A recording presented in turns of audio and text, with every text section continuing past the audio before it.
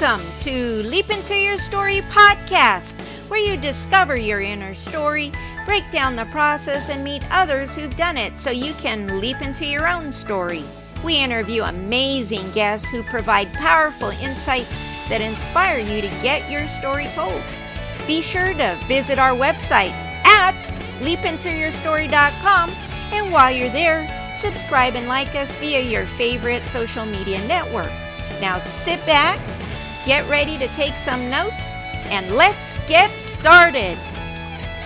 This episode of Leap Into Your Story podcast is brought to you by Leap Into Your Story course. Visit leapintoyourstory.com, where you have a guide to get your story told. I'm Victoria Anderson. Welcome to Leap Into Your Story podcast, where you discover your inner story, work through the process, and meet others who've done it. We interview great guests who provide powerful insights and inspire you to get your story told. So be sure to visit leapintoyourstory.com, and while you're there, subscribe and like via your favorite social media platform.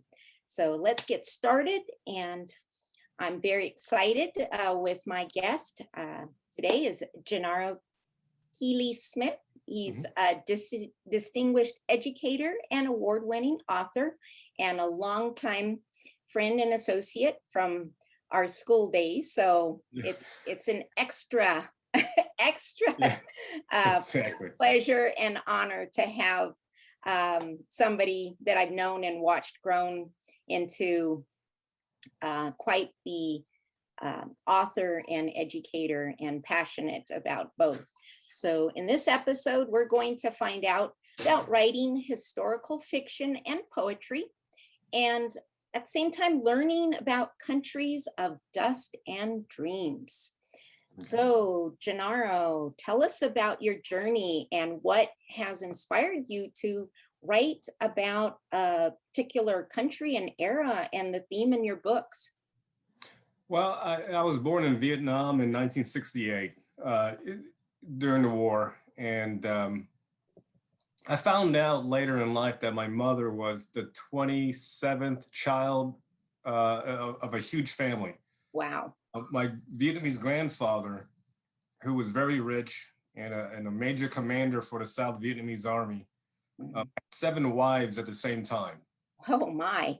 So in being a young kid who wanted to be a writer, how do you forego, their stories? And so I wanted to keep their stories alive, especially my grandfather, who disowned his daughter, my mother, because she married a Black American Catholic. And so that is always interesting, a dynamic that I found interesting. And I'm always interested in conflict, not only because of the Vietnam War, but the conflicts on a personal level. Within a family, you have a father who disowns his own daughter. A year after I was born, he came by to see what I look like. He was curious, what does a Black man and a Vietnamese woman produce? And he saw me and he realized I looked so much like him, and he allowed his daughter back in the family again, and he accepted my father as his son-in-law. So growing up and learning about the conflict within the family, how can you not tell those stories? And so that's the thing that inspired me to write. But of course, you have to fictionalize certain things, I bet. Yeah. But my desire to be a writer was the summer of 1977. My dad took us to the Man's Chinese Theater. I don't know if you recall that on Hollywood Boulevard. Yeah, Hollywood, the old bands. Exactly. And we were in line at noon, and we did not get into the theater until I think it was around 10 p.m. at night. It was the summer of the blockbuster, movies. And the movie was Star Wars. Oh, And we got out after midnight. And I remember just being so thrilled and enthralled by watching Star Wars that I knew when I walked out, I wanted to be a storyteller. mm, What exactly, I don't know. I thought perhaps science fiction like Star Wars. And then when I was in high school, I read a lot of Stephen King novels, and I thought I would be the next Stephen King. But then in college, I took courses in Asian American literature and African American literature, and I thought, no, I got to tell my family story instead, my ancestry, the war, African American people, Vietnamese people, and people, including myself. I'm Amerasian because I'm half Black American and half Vietnamese or half Asian. And I thought we need more stories about us out there. And so that's what I primarily write about. wow, Yeah. wonderful. Mhm. Yeah, of course, I know the importance of retaining family history, Yeah, especially in the areas that nobody really wants to talk about. Uh, exactly. Yeah. Yeah. but it's part of who you are, good, Hmm. bad, and indifferent. And Hmm. Hmm. that's one of the things that I discovered with just my because I have three I write the volume set of memoirs, Yeah. Yeah. Touched, Trial by Fire, and Hmm. Mastering the Paradox. And each each one of those stories Hmm. has um various history that nobody in the family else knew. So Yeah. Yeah. for whatever reason, I Yeah. was like the chosen one Yeah. to be stored with those stories. So That is so true, Victoria, because I didn't find out until, about my grandfather's 7 wives and 27 children until I was 30 years old. wow. And I thought, and I pressed my mother for information because I was working on my first novel in grad school. And I was working on a dream chapter, a dream sequence, where I recalled as a 3-year-old living in Vietnam, being in a house filled with women. And all my life I was told, oh, those were the nursemaids, they were the maids, they were the housekeepers. And something just didn't feel right when I was writing this chapter. And I called my mother up one day, and I was 30 years old, and I said, those were his mistresses, weren't they? They were not my nursemaids or my little brother's nursemaids or the household maids. And she finally confessed, no, they were his wives.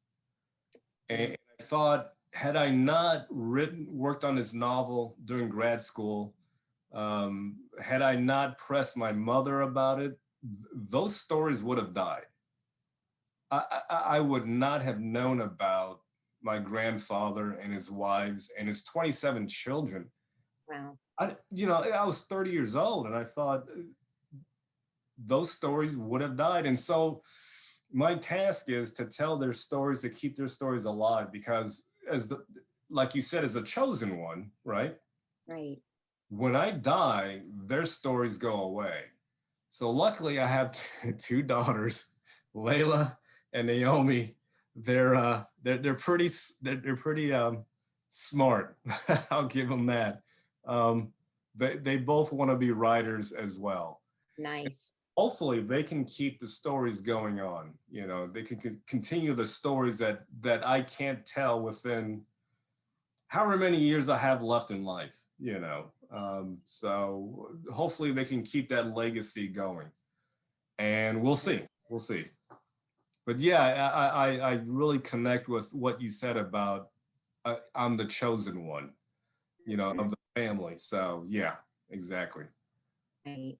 And Mhm. that's interesting because I think the last time we actually talked, it was on the Mhm. roof at the Cal State University Northridge, right? That's right. That's right. The roof. It was called the Yeah, roof. that was called the roof It because was it a was restaurant. It on was a a restaurant cafeteria. on the Yep. roof. Yeah. Sierra But Tower. Yeah. and it's interesting because I think that we were in our early 20s, Early. and I remember you during that conversation about us searching your history. Yeah. And there was something that was stirring in you. And you had talked about, I really want to, travel and write, and I want to, and you had something to the effect of, I need to find out, not you wanted, but you needed to find out more about your history. Exactly. And I thought that was interesting because it's come full circle. Yeah. Yeah. And something you touched on earlier about people not wanting to talk about a particular era, or a particular people, and my parents never talked about the war much. They didn't. I mean, the Vietnam War has always been a touchy subject for so many people. And when I graduated from McNeese State University in Lake Charles, Louisiana, during the 3 years I was there as a graduate student, I had a number of chapters and short stories published. And they drove out from Los Angeles to Louisiana to attend my graduation. And it was then they realized, oh, our son is serious about writing. And that's when they started to open up about their family history. Like, this is why we had to move around in Vietnam during the war. You had pneumonia, Genaro, when you were a year and a half. We had to duck under the bed because they were bombing us. They started to open up about things they kept hidden for so long, because they realized that I needed to know as much about not only the war, but our family dynamics. And I guess they felt guilty for withholding all of that. And they would tell me these stories, and I'm like, man, that would make a great story. That would make a great chapter or a great poem, book. So I'm glad they finally opened up, after 30 years of my existence. So, so they're giving me a lot of fodder for my,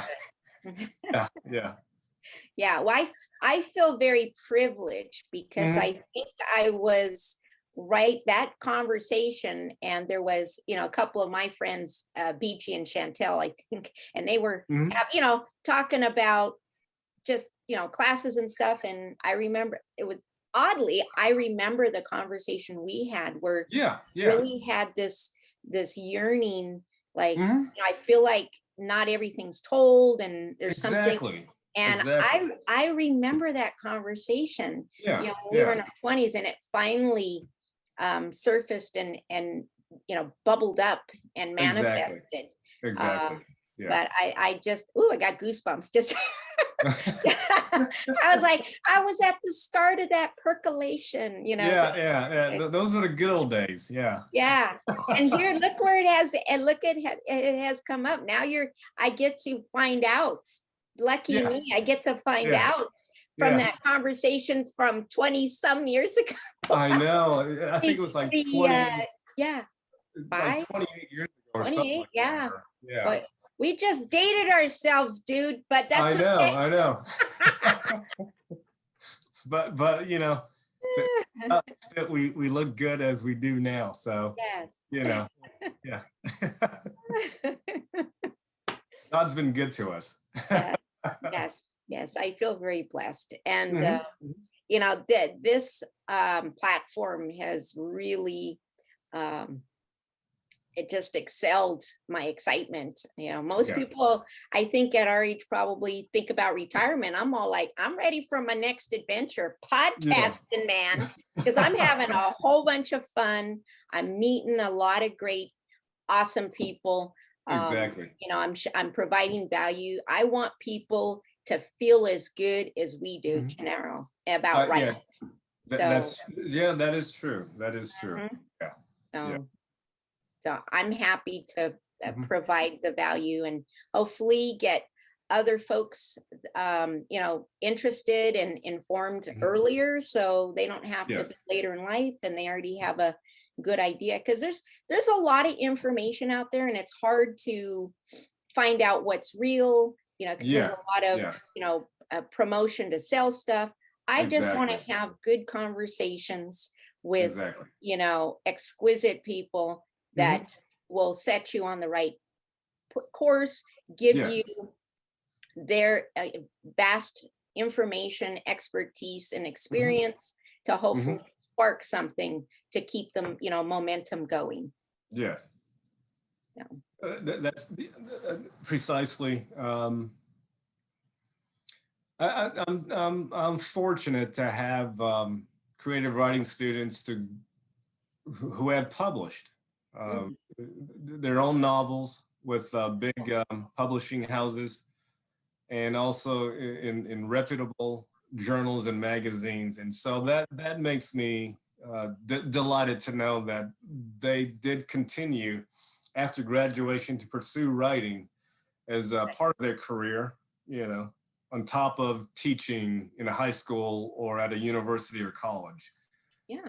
Um, so they keep me informed. I follow them on Facebook. Nice. So that's nice. Yeah. Send them my way. Oh, okay. All right. All Send right. them my way.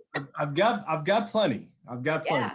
Yeah. And also too, I'm sure as an educator, and that, you learn things from your students too. Uh, Yes. Yes. you Yes. know, mhm. So often when we critique their poems, when I critique their poems, or the whole class does, or a chapter to a novel or a short story, so often I would say, "Oh, that's not how I would have written that scene," and it helps me to edit my own writing, Yes. um, in terms of presentation, in terms of delivery, in terms of making a scene more intense or lighthearted.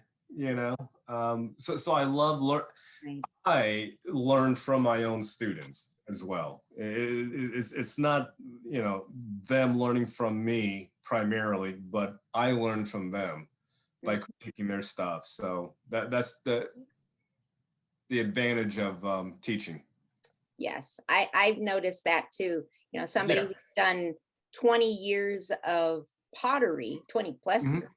Yeah. I always go back into the beginner classes Exactly. just Yeah. Yeah. just to, Yeah. get that feel. And also too, as a Uh-huh. beginner, you don't have, I don't want to say the baggage, but that might be, if you don't know, you just have the excitement.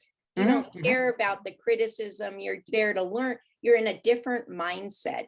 Yeah. Yeah. And Exactly. um, it's, so I always think that it's great to get inspired by just that new Yeah. energy, Yeah. that new thinking. Yeah. And we're always learners. And Exactly. Exactly. And it's fun to it's fun to watch these 18 and 19-year-old college freshmen take a creative writing class, and you get to the critique part of the course, and they won't talk. mm, They're afraid that they might sound dumb or that they're being nitpicky, and and and I just try to draw it out of them, and let them know that it's not. There's nothing to be embarrassed about.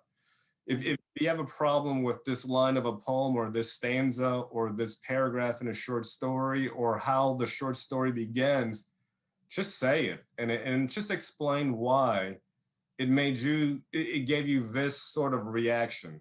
And so they get comfortable after a while, and I need them to verbalize what is wrong with a poem or a short story, so that in essence they can reflect on what is wrong with their own writing, with their own story or poem.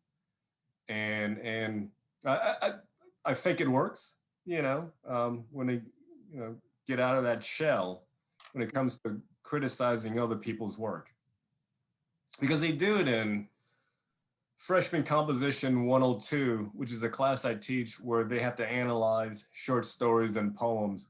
like professionally written by writers, you know, and plays like by Tennessee Williams or August Wilson, you know, that you have to analyze. So look at it that way when you analyze or critique a fellow student's poem or short story, you know. So yeah. Right. Well, I mean, it's natural. You're looking at it like, you know, criticism, even if it is constructive, is still Mhm. criticism. So, Yeah, yeah, and they you know, think to themselves, "Oh, I'm gonna hurt this person's feeling." right, right. And I always tell them the story that, you know, I was always looking for somebody to criticize my work when I was in high school. You know, I wrote prolifically because I wanted to be a writer. So I wrote as much as possible, and I would seek out older students and say, "Hey, can you tell me what's wrong? You know, I need to know. You know, if I'm Yeah. going to be a writer, I need to know what's wrong and how can I fix it? You know, so I was always eager to find anyone who had the time Right. to read Yes. and just tear it apart. Yeah. You know, And and that's tell them, and that's important. I not only what's wrong, but what's right. So you want to, yeah, yeah, you know, keep doing you need to know what's working well as maybe not what's working. exactly, So, exactly. yeah, I catch myself writing a scene that's going on way too long, or the topic is just going on way too long, and I have to stop and say, okay, I've just wasted 10 pages that I probably won't ever use. hmm It's true. There's a possibility that you're going to write 10 or 100 pages that no one will ever read, or yeah, that you will never ever use yourself, exactly. you know. So, and that's something you got to accept. Yeah. Well, it happens actually. Self-editing thing. Yeah, it does. Matter of fact, on my new book, my new fiction book, I just Mhm. did that. It was probably about 7 pages, and I'm like, yeah, no way. I got a different, better idea, and you know, just move That on. that Yeah. what helps what helps, Victoria, is when you get bored of it. Yes. you write Good five or tip. seven you write 5 or 7 pages and you're actually yawning. I have Oh my I'm gosh. yawning and I'm like, no, maybe it's because I'm tired, it's late at night. I'll read it again tomorrow morning or tomorrow afternoon. And you're reading it again and you're yawning, and it's like, oh, Yep. that's not a good sign. Yeah. And Awesome. you Yes. gotta set That it is aside it. and say, and it's like you said, there's a better way of saying this. There's Yes. a better way of telling this part of the story, you know? And Yep. kid you not, if I'm yawning, Yeah. sign that, oh, Genaro, you dummy, throw it away. Were you watching that night, Genaro? Because that's exactly what went down, sir. That is I have exact. had that happen quite often, where it's like you go in thinking, oh, this is going to be a good Yep. part of the story, you know, and then you write it, and you're like on page 5, you're on page 7, you're like, oh, yeah. Yes.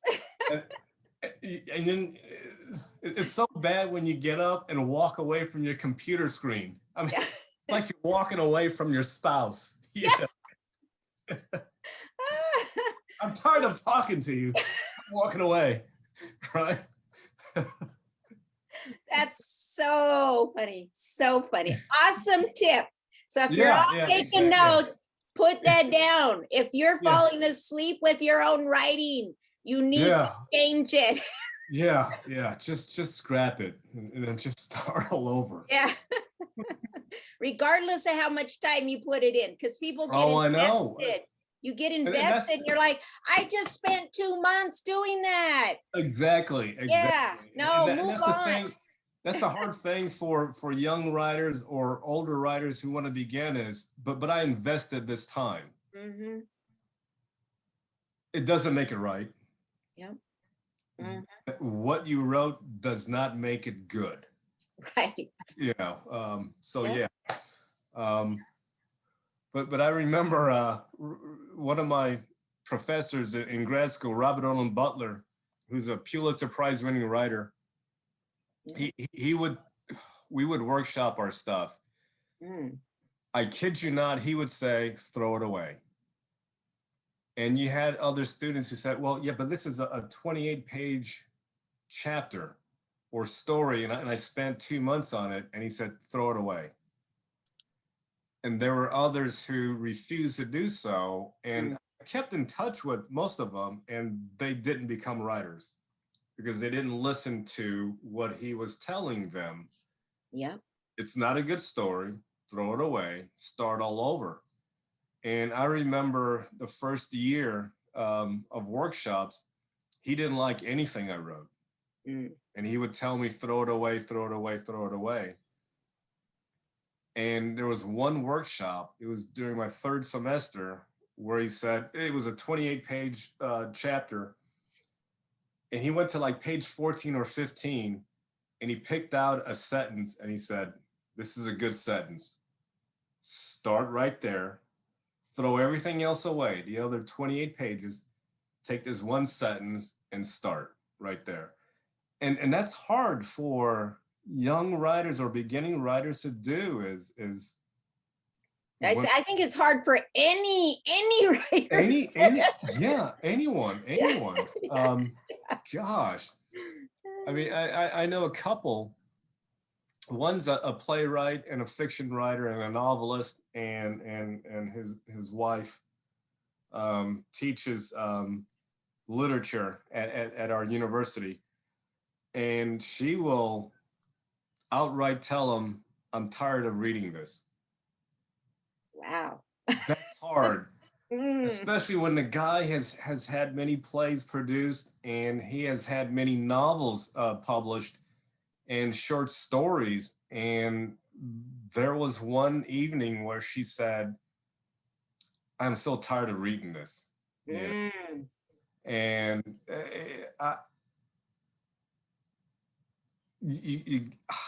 as the writer, you got to have a thick skin and trust in the person who reads and critiques your stuff, you know? So yeah. Wow. Yeah. I know. Oh my gosh. Yeah. Yeah. But these are good tips. These are tips that I'll tell you, nobody has shared before. Okay. So, Okay. All right. Well, that's good. That's good. So, yes. And they are harsh tips, but if you want to be truthful to yourself as an artist, you know, regardless of what medium it is, whether it's writing, screenwriting, or playwriting, or painting, or photography, yeah, you're going to get some harsh criticism. And how are you going to deal with it? You know, that's the important thing. Do you give up? You know, like, geez, I wasn't meant to be a writer after all, so I'll just stop writing. But the thing is, there's that desire that's embedded in you that won't let you give up. Right. And you're going to keep trying and trying and trying. And that's just how it is. I mean, look at you, you know, I mean, you kept going, right? Yeah. I kept going on many things that people told me to give up on. Oh my gosh, you're not kidding. I mean, pottery, you know, I'm an international ceramic artist. I've been in many galleries and museums, but, you know, my ceramic instructor told me that, you know, I probably would never get out of beginner stage. And never get, and you know what, my attitude was, good thing I had the good insight, because, you know, I says, I don't want to stay out of beginners, because I saw the other seasoned ceramic artists that looked pretty miserable, because they were struggling. They couldn't find the ideas. They had to keep upping their last design, and I was just having fun. Yeah, exactly. I remember doing a book report on Stevie Wonder. I think it was in 8th grade. And he was told that, because he's blind, he was told that, oh, you'll never amount to much. So you might as well get used to learning how to weave baskets. Jeez. Wow. Stevie Wonder, you know, Stevie Wonder, you know, and his mom said, no, I think you can do more. Yeah. So she taught him how to identify coins. She would drop coins on the, you know, a quarter, a dime, a nickel, a Right. penny, and say, "What is that?" And that's how he learned music, was Wow. buying the drops of coins, you know, on a table. I mean, think about it. If Stevie Wonder had given in and said, "Well, you know what? I guess I'll make brooms and weave baskets for all my life because that's all I'm good for." I mean, we would not have gotten, you know, great Right. music from such a man, you know. Right. So whatever art medium you're into is transferable to the art medium you do. Okay. That, yeah. Yes.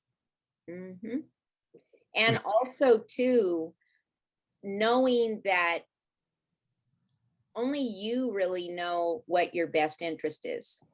Because there's a lot of well-meaning people that might tell you Uh-huh. something, but Yeah. you know, you got to follow your own beat, your own, Yeah. your own drum Exactly. beat and your own life. Exactly. Hmm. And not everybody's gonna. There's people who were very well-meaning that, Yeah. because my husband and I ran a very, very successful antique business, Hmm. and Okay. I had people who I felt were my mentors. I mean, they would never give me anything, no underhanded. They really had my best interest, but they were like, "Oh, honey, go get a W-2. Yeah. This is not a Yeah. good economy, this and that." We were one of the top antique dealers in LA. We were featured Okay. in magazines, and Okay. we dealt with studios. We had, A-level list Yeah. producers that we dealt with. Hmm. And I made more money in that little, starter business with my husband, Yeah. enjoying what I did every day than Yeah. any Yeah. Yeah. W-2 job that could, supposedly guarantee, Yeah. Yeah. income. Yeah. So It's the yeah, passion behind it, you know? I that mean, you don't yes, want to give up that passion or that dream. It's what you want to do, exactly. you know? And you don't want to be thwarted or deterred in any way from seeing whatever dream or passion you have come to fruition.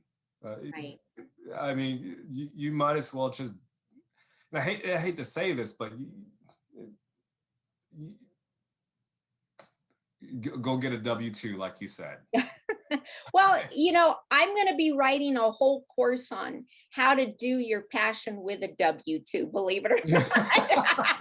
Because I've had to do that. And you know what? Not everybody has the right opportunity to do that, but Mhm. don't let, a W-2 or, Yeah. whatever stop. You can still do it. I know a friend of mine in college, she was Yeah. studying to be an Olympic hopeful.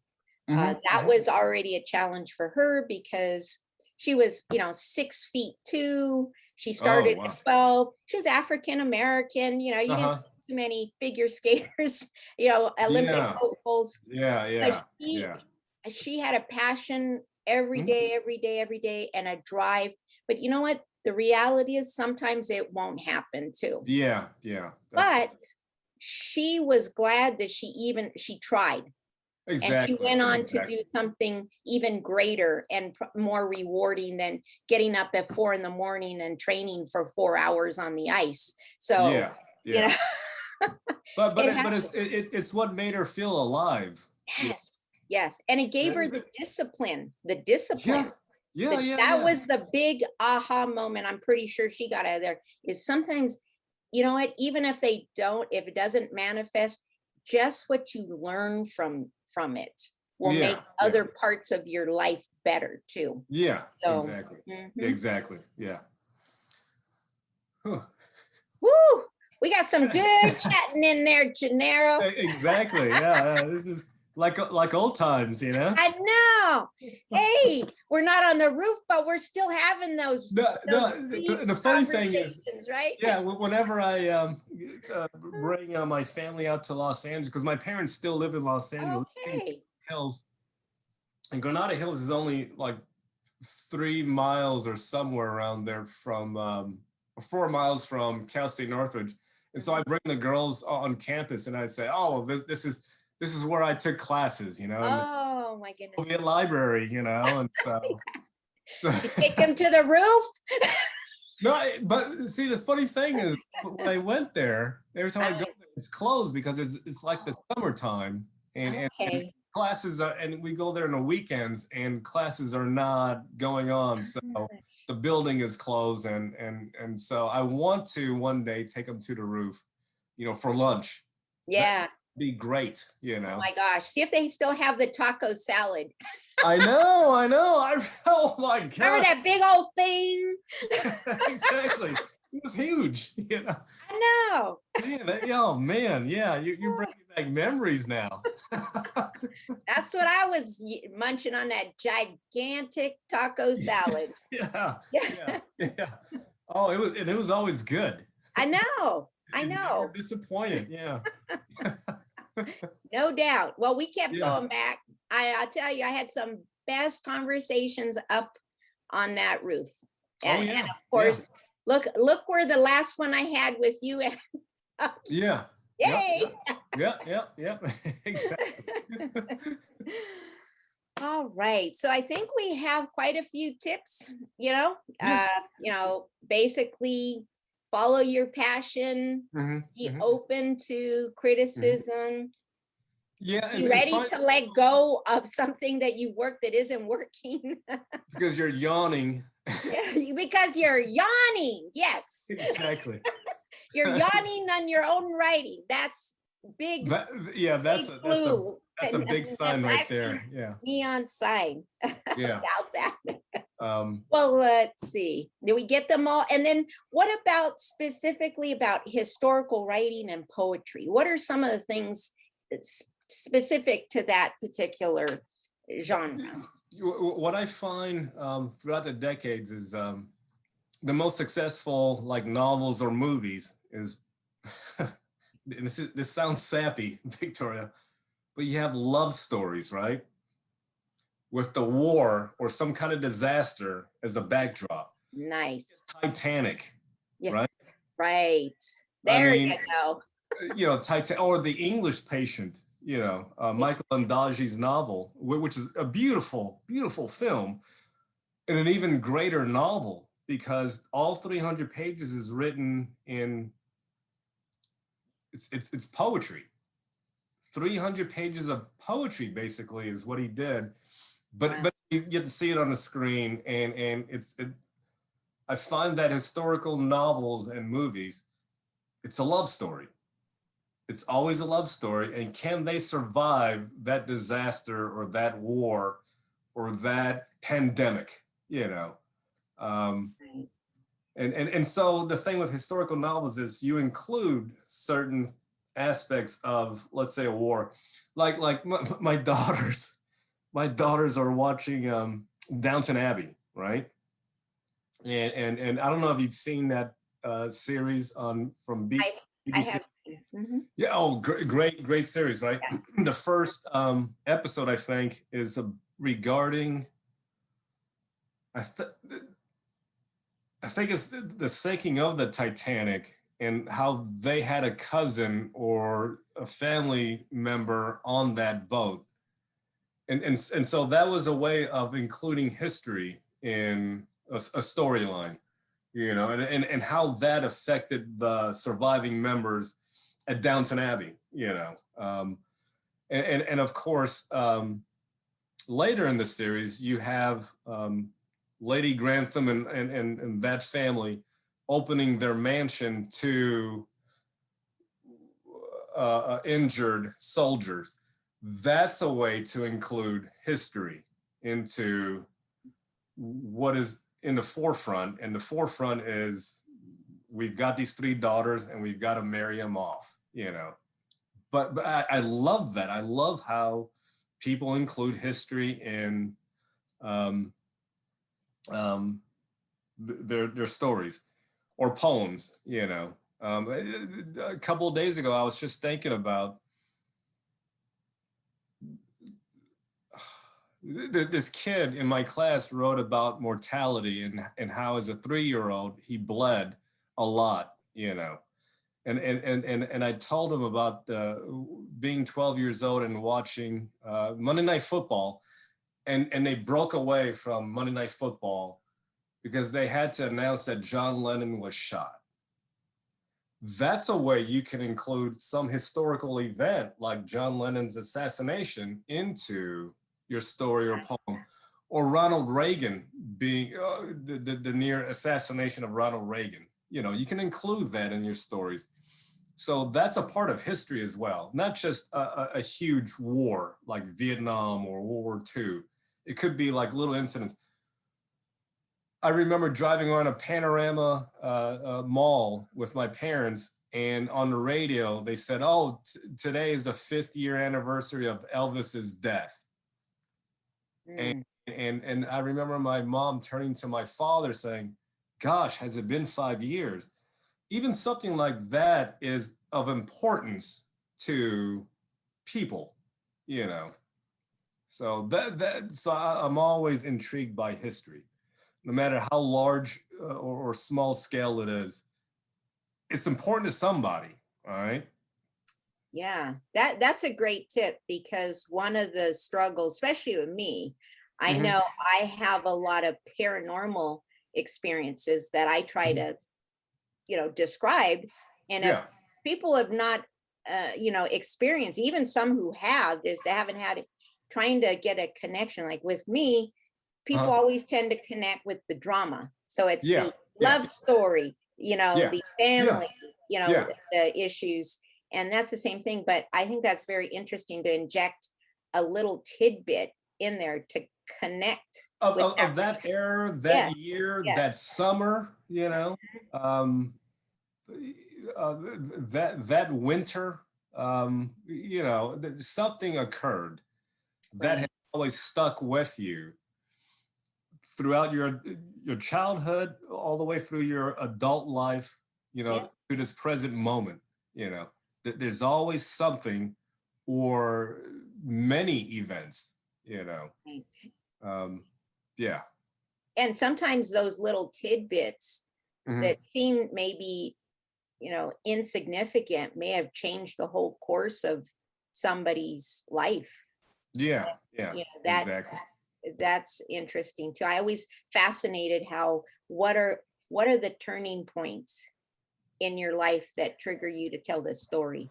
That's true. That is true. I mean, I find that there are things in my childhood that occurred, or certain news events that struck me as a kid, and I write about them later on in my 30s and 40s and 50s, because they never left. I knew that one day those stories will make it into something, whether it's a poem or a short story or a novel. They will be there. And it's basically the idea of keeping their stories alive as well. Yes. I don't want my readers to forget this happened, this occurred. So yeah. And that's one of the things that's important to me is, through my story, you have to tell, well, you're not on an island. So in order to share your story, sometimes you have to share other people's story. And these are people who probably wouldn't think about sharing them because they thought they were, insignificant, but their act of kindness helped me through a certain situation. So I address that in my books. Had it not been for, this person showing up at this time, that kind of stirred my course into a better direction, but they would never take credit for it. No, it wasn't me. Yeah, it was you. Exactly.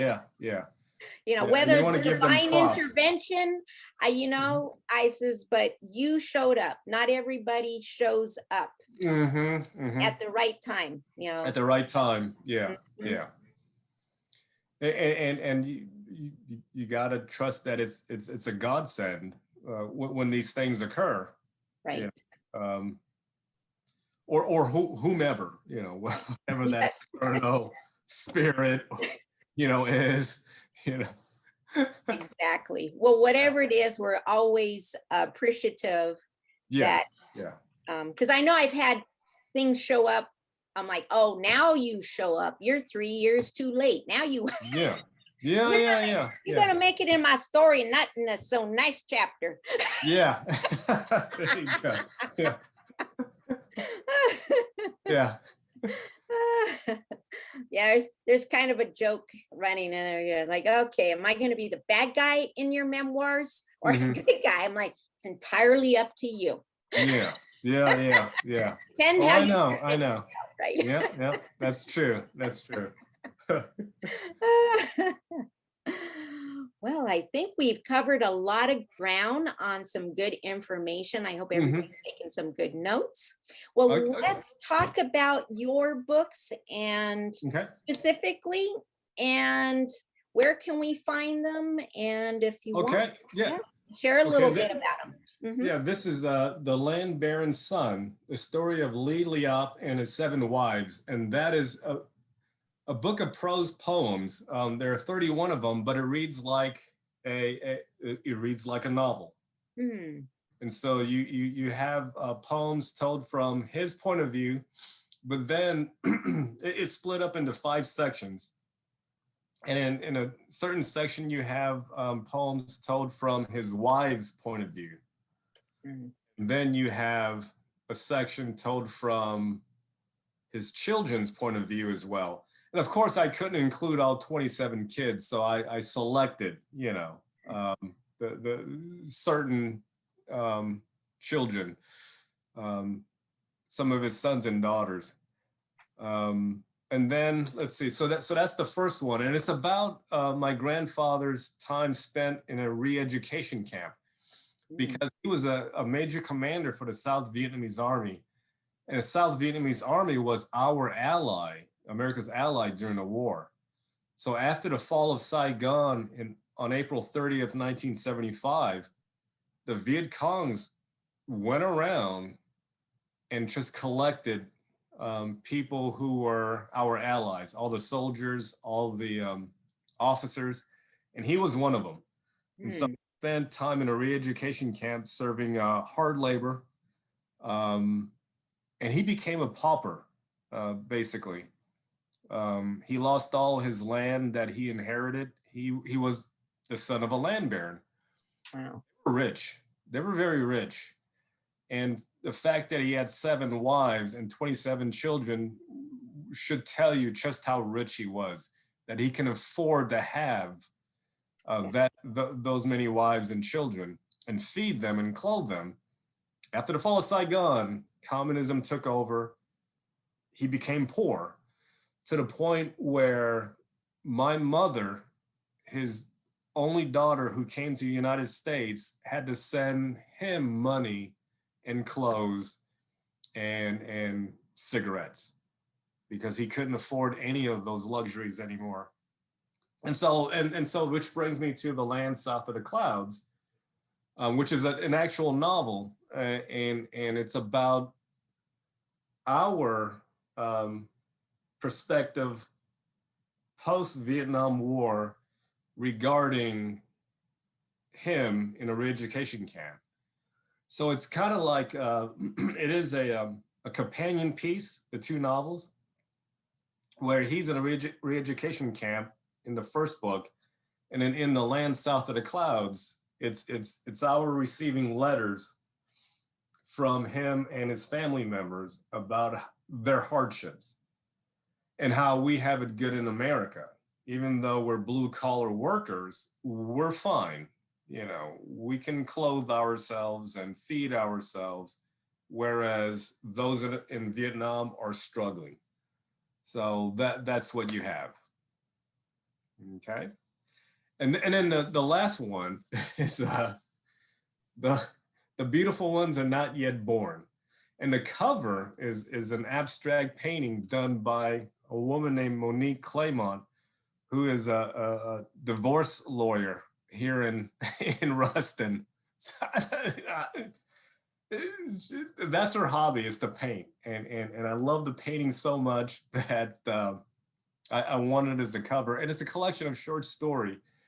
and each short story goes by a decade. So you have a short story from the 1940, the 1950, the 1960, and each short story either takes place in America or Vietnam, pre-Vietnam War, during the Vietnam War, or post-Vietnam War. So I wanted a large range of what Vietnam was like before the war, during the war, and after the war. So, and that is it. And you can get them off of Amazon.com. The Beautiful Ones Are Not Yet Born, The Land South of the Clouds, and The Land Barren Sun. And if you go to Facebook, you go to Genaro Ky Ly Smith, author, and they're on there as well. So, yeah. Nice. Yeah. Thank you. Now I've got to read your books. Yeah, Can I get it off of Amazon? you can. Okay, Yeah. okay, So one okay. is currently released, and the other two are being revised because I need the 12-step program for editing. Yeah. Okay. All right. I'll look you up on Amazon, and Yeah, under VP Anderson. Okay. Yeah, Well, this is the one, but the other two are coming out shortly. So. okay. Well, congratulations. I'm so glad that we got to see our dreams come true. Yes.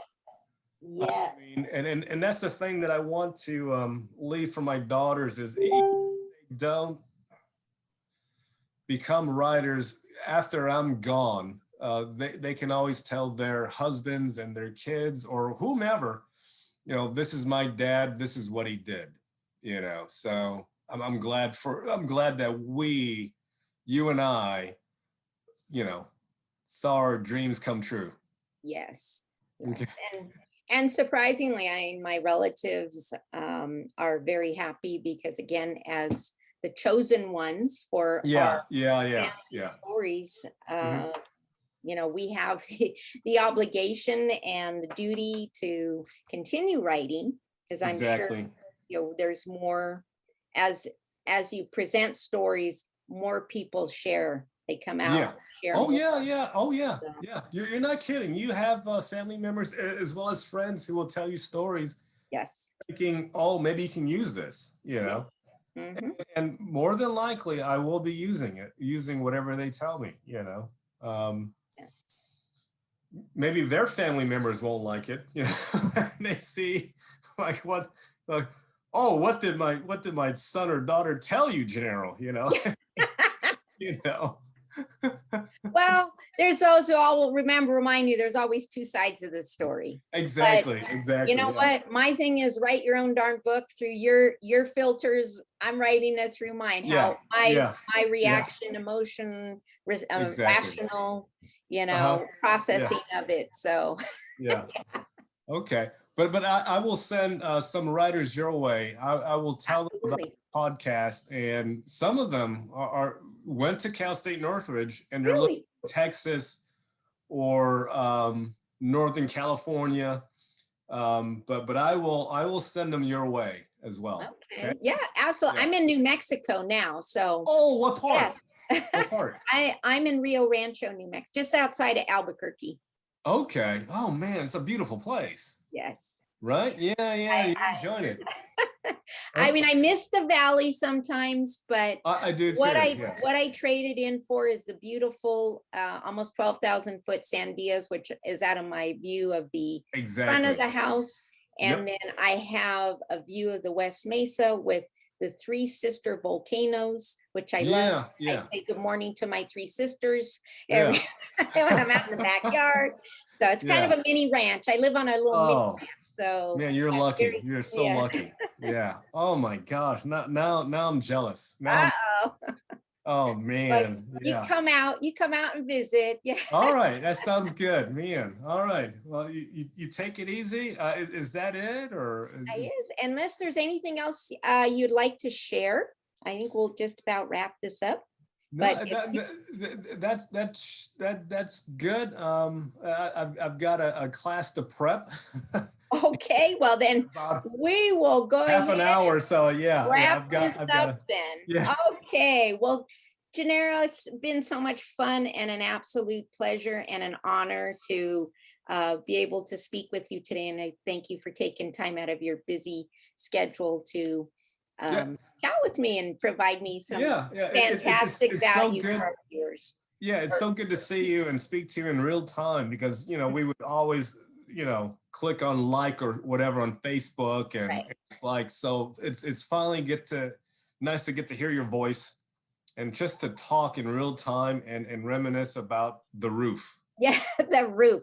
Yeah, we haven't thought about CN that in a Tower. while. Glad I could bring it up for you. Yeah.